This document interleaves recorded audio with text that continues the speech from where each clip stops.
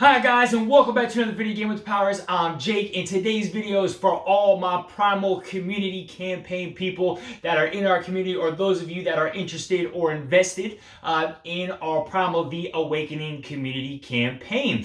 If you are not a part of this Primal community campaign and you are seeing this video for the first time, you now have the opportunity to become invested and included and be a part of our campaign. All you guys have to do is subscribe to our channel and check out our community polls that we have, where you guys get to decide the direction that we take in the campaign. All right.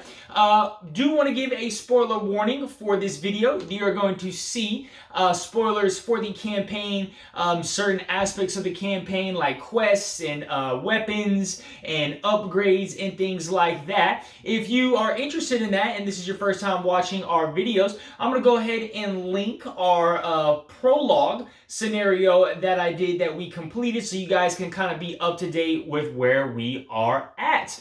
But moving on into today's video, guys, so what I sat back and thought is, some of you guys might have seen that I've taken pictures of a lot of the weapons and gear and armor in quests and kind of posted them in our community posts, and then did a poll associated with that. I didn't really like how that was going, because I would have to post a regular post, you guys would comment on that, and then I'd make a poll, and I just felt like it was really redundant. So what I think I'm going to do moving forward is make a video of kind of like a pre-battle setup, right? So before I actually start that chapter 1 or chapter 2 or whatever battle, I'll go ahead and make a video and kind of show you where we're at, the quests that we have available to us, the options we have for crafting gear, our materials and things like that. And actually, it also gives me a good opportunity to kind of explain to you how all of this works, so you have a better grasp and understanding of, maybe, hey, we want to go with the fire weapon, right? Because it's the first weapon out the gate, but as we unlock other weapons, we might want to save our materials to use those other weapons as well and mix and match, right? Because you're not going to be able to get all the resources to craft like a full fire set right out the gate. So let's go ahead, jump down to the table. What we're going to do today is I'm going to show you guys the quest board with the quest on it, just a visual of that. I'm going to talk about the forges and the herbalist, how they work, what their function is, and show you guys off the weapons and things like that we have available to us. And then I'm going to wrap it up by showing you guys all of the cards of each the heavy gun and dual blade character that we have to be able to rank up, so you guys can help us make the selection of how we want to spec out and what direction we want to take the dual blade character and the heavy gun character. All right, guys, let's go ahead and jump down to the table where we got everything set up. Alright guys, so we are down here at the table, and this is what the quest board would look like. So when playing that campaign, it would have you put that quest board out, and anytime you would need to put a quest out on the board, you would just put it in the matching area where it's at. So for example, this would be a bone quest. So I would find these little Great Plains over here, I think is what they called, and I would go ahead and slot the quest right on that slot. So as you guys are already aware, we have 3 different quests available to us. Number 1, the Memory of the Desert. Number 2, Flight of the Storm. And number 6, the Monster of Mara. All right, currently there's a poll going on our channel right now. You guys head to our community post section, go ahead and vote on the poll. Right now, quest number 36, the Monster of Mara, is definitely taking the lead. So it looks like we might be taking on the Monster of Mara. But that is our quest board right there. Just wanted the guys to show you that, and we will show that every single time to see what quests we have available to us. Now, actually, real quick, I did have a thought that just crossed my mind. I do want to make you guys aware, this is important, that you will not be able to play every single quest in the game. So at some point, if we don't choose any of these quests, they might disappear, okay? We don't know which quests are going to disappear. So if you guys are interested in, say, this bone monster or this lightning monster, if number 36 does get chosen, you guys want to make sure you select those available quests, because they do have the option to disappear on us, okay? So that's the quest board. That's everything you need to know about the quests in Primal. All right, guys, let's go ahead and move on to the forge, and we have the herbalist as well. I'm going to go ahead and take a look at the forge first. So you have the ability to craft items, right? And so before you encounter these battles, you will be able to craft these items and then equip these items. And so whenever you defeat a particular monster of a element, every single monster in the game is going to have a element. So we defeated the Varaxin, which is a fire element.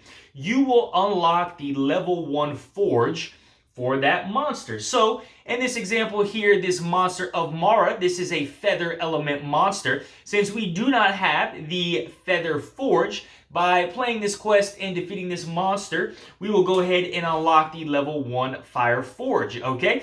Now, here you can see all the available items and weapons and accessories and stuff like that available to us. And then you'll see over here on the right-hand side all the required materials in order to unlock this. And so we have all these items right here, which I'll go over in a second. But like I said, once you defeat that monster, you will unlock this forge for the remainder of the campaign. So you will always be able to access these items to craft them. However, in order to craft a weapon, you will need the element type of this forge as well as the materials on the side. So whenever you defeat these monsters, if you guys remember from the last playthrough, we have this campaign sheet. We have 2 fire elements available to us, so we will only be able to craft 2 particular items here per character, okay? So the dual blade character has 2 fire elements, the heavy gun character has 2 fire elements, so they will only be able to craft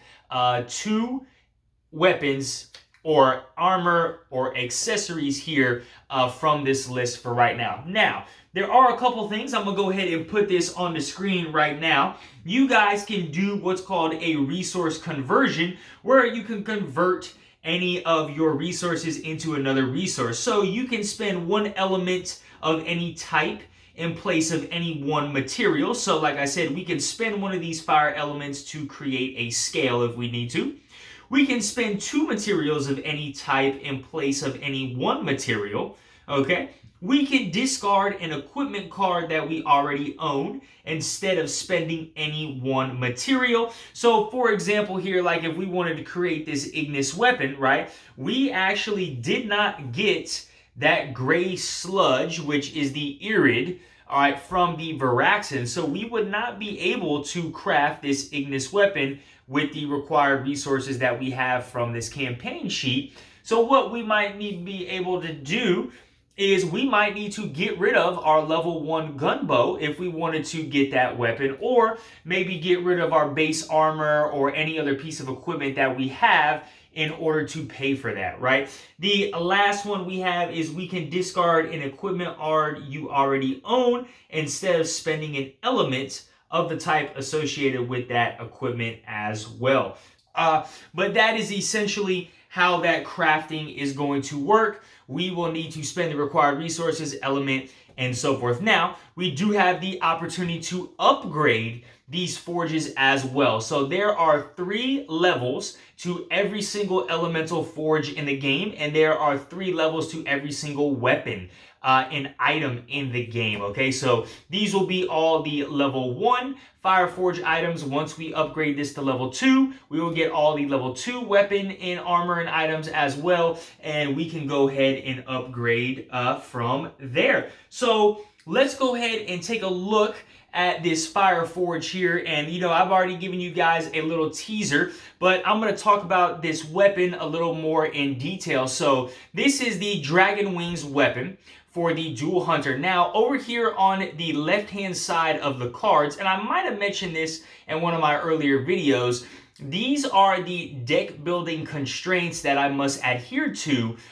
when this weapon is equipped. So if I do equip this Dragon Wings weapon, I'm allowed to only have 6 red, 4 blue, 5 yellow, and 5 green, okay? Now, the way this will change is if ever I have an elemental advantage on a monster. So every monster in the game has that elemental type. If I have 2 cards that have an advantage over that monster, that will allow me, okay, or 2 items or weapons equipped of that elemental advantage, I can either remove one card from my deck or add an extra card to my deck, breaking these deck limit constraints, okay? But we have this Dragon Wing card, so we can go ahead and craft this bad boy if we want to. This would give us, we could only have 6 red, 4 blue, 5 yellow, 5 green. The effect here is when you empty your deck, the Dragon Wing gets +1 damage. I can only do this 4 times per game, and the Dragon Wings is going to do 3 base damage. So this is going to be a significant upgrade. Well, I wouldn't say significant, really. This is going to be a 1 damage upgrade from base. However, when I trigger Battle Dance, deal 1 damage, this is empty your deck, okay? I feel like you could get more damage out of that Dual Blade than you could the Dragon Wings. But there's the deck constraint, so I would lose 1 green, 1 yellow, and 2 blue from playing this Dragon Wings card, all right? So that's what we got right there. Then, of course, I've showed you guys all the red scale armor. So the red scale helm, or the red scale helm here, discard the top card of your deck. If that card is a red, add it to your hand. I'll do this once per turn. This will give me 5 health. We have the red scale armor. If your health is critical at the start of your turn, you'll draw 1 card. So critical is half your health rounded down. This is going to give us 6 health. All right, we have the Waltire Gauntlets. If I play a red card in my sequence, if I paid for this with an offensive card, increase the damage the attack deals by 2.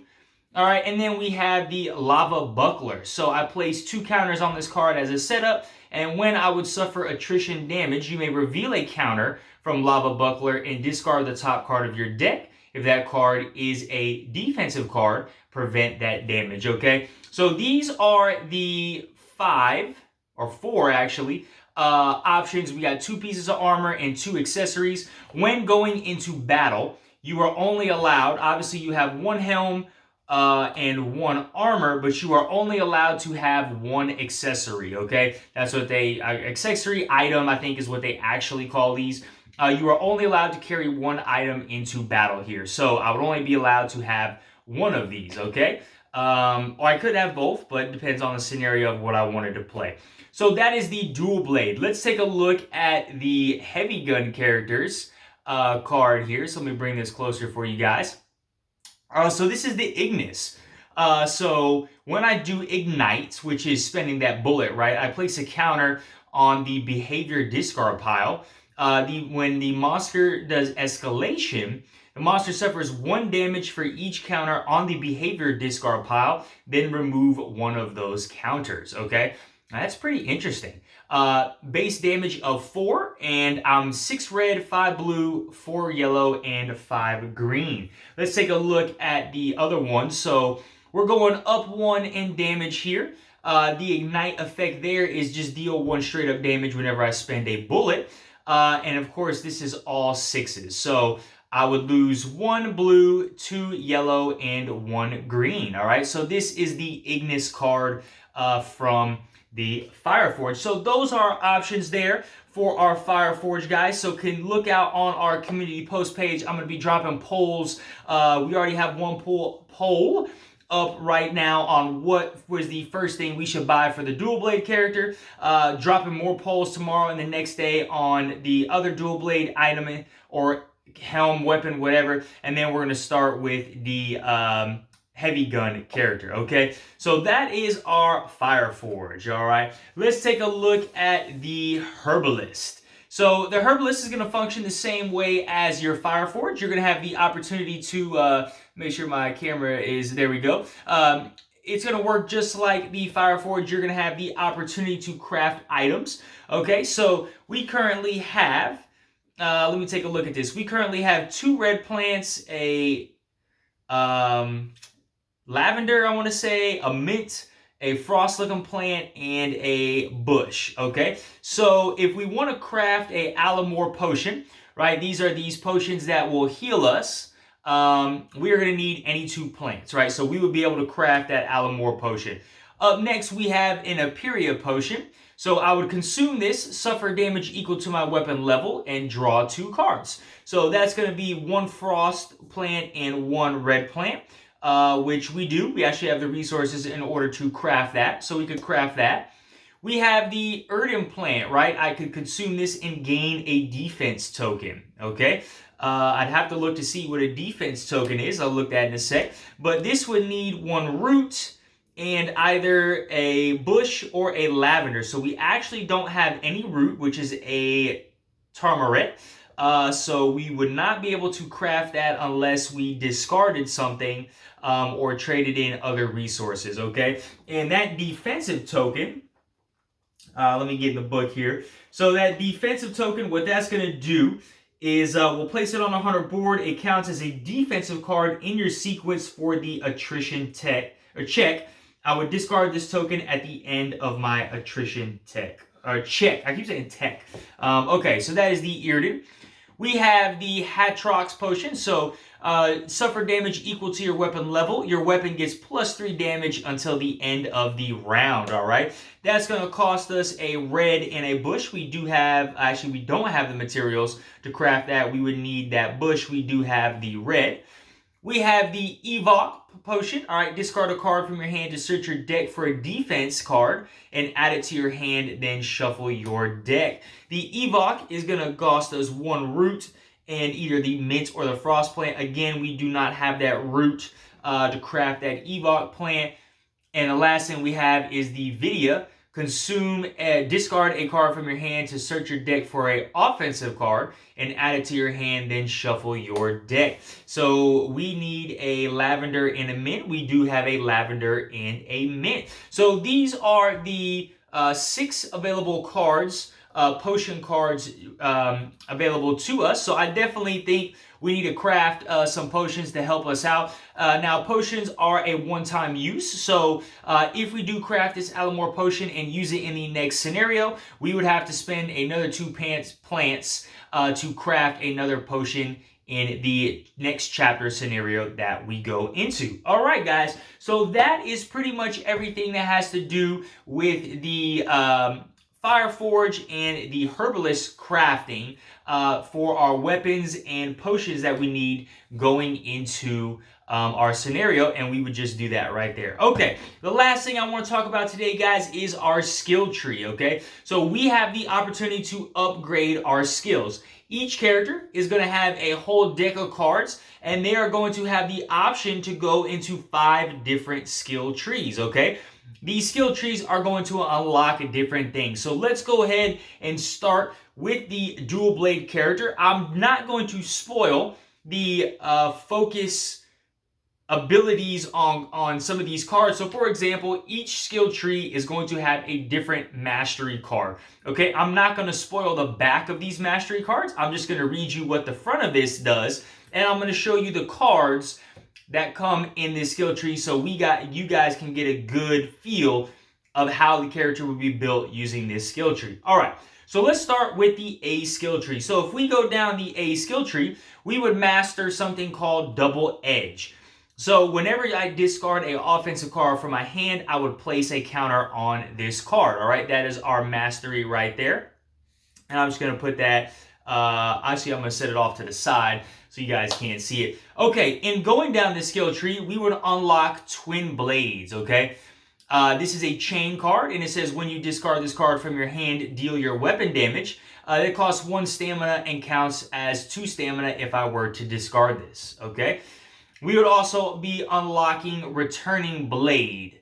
All right, this is a offensive card, 0. This is going to assist Reclaim if I get 3 offensive cards in a row. Reclaim basically means I can take 3 offensive cards from my discard pile, I believe. Don't quote me on that. Let me actually see what Reclaim says. All right. We got the Reclaim right here. So this keyword ability that is triggered while this card with this keyword is in your discard pile. Anytime during the game, if you meet the condition, you may search your discard pile for the card with this keyword and add it to your hand, okay? So whenever my understanding is whenever I have 3 offensive cards in a row, I can search my discard pile for this card and add it to my hand. So we would get this as well, okay? So these two cards, these A1 and A1 would be the first two cards we get. If we decided to go into the skill tree, you would go from left to right here. So your first time you would unlock the two A1s, and then the second time you were to rank up, you would unlock both the A2s and this mastery card right there, okay? So let's take a look at these mastery cards. So the two mastery cards for A is Lightning Strike. If the top card of your discard pile is a red, and make sure we're in focus view, there we go. If the top of the discard pile is a red, you may play that card as the next card in your sequence without paying its stamina cost. And Overturn, if you paid with a red, draw 3 cards. All right, that is our skill tree for A. Let's go ahead and move to our B skill tree. So we have Unstoppable. When you trigger Battle Dance, place a counter on this card.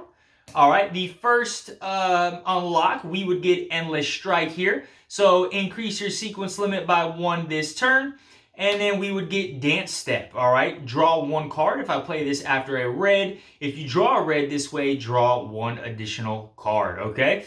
Now, if we went into that second phase, we would get the next 2 cards. We got Maelstrom right here. So next time you deal damage through Battle Dance this turn, double that damage, okay? And then Outweigh is increase your sequence limit by 1 this turn. If I'm Mastery Focused, draw a card. All right, so that one is definitely Battle Dance heavy. Okay, next one, we have the Dancer, all right? When you chain a card, place a counter on this card. So we are all about chaining, it looks like. So the first 2 cards we would unlock is Spinning. This is Chain a blue. And that, if I put that in my sequence, I would gain a defense token, all right? If I have my sequence set up like that. And then the next one is going to be Reactive Defense, okay? If it wants to, there we go. When you suffer damage, you may discard this card from your hand to immediately overrun the monster and draw 1 card, all right? The next 2 cards we would get from unlocking the second part of C. We'd get Double Strike. This card counts as a double offensive for Battle Dance. Wow. If I'm Mastery Focused, I would get to draw 1 card. And then we have Dancing Shield here. I can chain this from a red. This card counts as a red for Battle Dance and Retaliate. Ooh, that's pretty good. All right, moving on to the second to last one here, we have the Master of Illusion. At the start of my turn, I can reveal 2 green cards from my hand to place a counter on this card. All right, let's see what we get here. We have Evasive Dance. Search your discard pile for up to 2 offensive and shuffle them into your deck. And this is going to be Fade, so I would gain Stealth. If I'm Mastery Focused, draw 1 and increase your sequence limit by 1 this turn. All right. The next cards we would unlock if we pursued down this skill tree. We have Unseen, chained from a red, and I can reclaim this, start my turn in the same sector as another player. All right, if I do that, I can reclaim this card from my discard pile. And then we have Rising Moon, okay? Rising Moon, you may draw 1 or increase the struggle this maneuver removes by 1. If I'm Mastery Focused, your weapon gets +1 damage until the end of this turn for each card with Stealth in your sequence. All right, and last skill tree we have available to us, we have the Blade of Vengeance, okay? When you suffer damage, reveal 2 red to place a counter on this card. All right, we have Blade Rush. When you suffer damage, you may discard this card from your hand to immediately overrun the monster and deal 2 damage. We also have Iron Edge that we would unlock for the first rank up. When you would suffer damage, you may discard this card from your hand to have that damage and draw 1. Okay, the next 2 cards we would unlock if we continue down this skill tree. We would have Fighting Spirit. You may suffer damage. If you do, draw 2 or remove 2 struggle. All right, and then we have Blade Charge. Your weapon gets +2 damage until the end of this turn. All right, guys, that is all 5 of the skills that we have available to unlock for the Dual Blade character. I'll be putting a poll up again over this weekend, guys, for you to go ahead and vote on what skill tree that we want to partake in, that you guys actually want to see the direction of how the dual blade character wants to go. Again, you guys will be voting on all of this, and I will put timestamps below for each of these different skill trees so you guys can just view those so you know what we have. All right, last thing I got for today, guys, is we're going to take a look at the heavy gun character here. All right, and we're just going to go straight from the top, starting with the A skill tree. We have Heat. All right, at the end of your action phase, you may discard a blue from your hand. If you do, place a counter on this card. All right, the first two cards we would unlock in this skill tree, we have Target Acquisition. This is an assist. Search my deck for an offensive card and add it to your hand, then reshuffle your deck. All right, and we would also gain Quick Shot. When you discard this card from your hand, reload 1 or deal your base weapon damage. All right, the next two cards we would unlock if we continue down the A skill tree, we have Vanguard. You may reveal a blue from your hand. If you do, draw 2 cards. All right, and then we have Replenishment. At the end of your action phase, reload X, where X is the number of bullets you spent this turn. All right, that is the A tree. Let's take a look at the B tree here. We have Hail of Bullets. At the end of your turn, if you spent 2 or more bullets this turn, place a counter on this card. All right, we have Suppressive Fire. This is an assist card. Reduce the stamina cost of the next card you play by 1. All right, the next card we would get in this tree, Bullet Surge. Spend any number of bullets. If you do, choose a player to draw 1 for each bullet spent this way. All right, the next two cards we would get if we continue down the B tree, we have Thunderous Shot. Spend any number of bullets for each bullet spent this way. Draw 1 and increase the struggle. This maneuver removes by 1. All right, and then we have Blinding Fire. You may spend 2 bullets to inflict blind. All right, moving on to the C skill tree here. We have Rapid Fire. When you draw a red during your action phase, you may reveal it to place a counter on this card. The first two cards we would unlock in this tree, we have Breath Control. Search your discard pile for a red and place it on top of your deck. All right. And we have Cooldown. Search your discard pile for up to 2 red, then shuffle them into your deck. All right, the next two cards we have available to us if we continue down this tree, we have a Line of Fire, Assist. At the start of your movement phase, if you have 7 cards or more in your hand, you may reveal this card from your hand. If you do, your weapon gets +3 damage until the end of your turn. Interesting. All right. We have Barrel Roll. Draw 3 and then discard 2 cards from your hand. All right. The next tree we have available to us is the Huntress Mark. When a behavior card is triggered, you may note the triggered reaction and place a counter on this card. All right.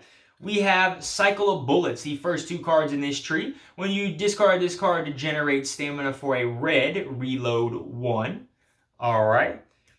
Fire Cascade, Reclaim. If I play 2 reds in a row, get this card back for free from the discard pile. That's pretty cool. All right, the next 2 cards we would have available to us if we continue down this tree. Prompt Answer. When a behavior card is revealed, you may discard this card from your hand to reload 2.